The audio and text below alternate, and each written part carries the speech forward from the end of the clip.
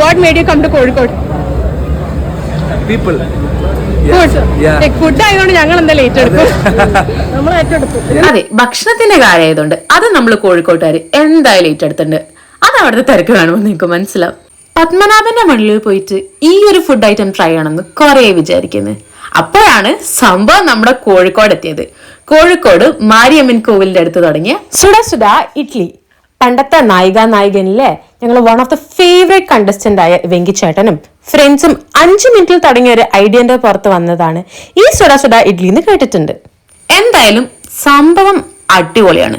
നല്ല ചൂട് ഇഡ്ലീസ്, ബട്ടർ ഇഡ്ലിയും പൊടി ഇഡ്ലിയാണ് ഞങ്ങൾ ട്രൈ ചെയ്തത്.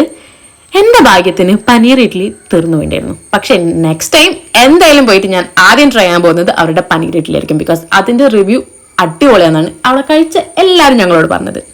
ഈ പൊടി ഇഡ്ലിയിലിട്ട് ആ പൊടിയും ആ ബട്ടറിന്റെ ക്വാണ്ടിറ്റിയും ക്വാളിറ്റിയും എല്ലാം ഒരു രക്ഷയില്ലായിരുന്നു. കൂടെ കിട്ടുന്ന റെഡ് ചട്നിയും സാമ്പാറും എല്ലാം.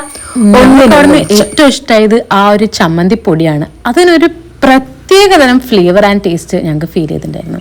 അപ്പം എന്തായാലും ഒന്ന് പോയി ട്രൈ ചെയ്ത് നോക്കിയിട്ട് അഭിപ്രായം പറയൂ. മറ്റൊരു വീഡിയോയുമായി വീണ്ടും കാണുന്നത് വരെ it's a bye from Gayathri's kitchen stories.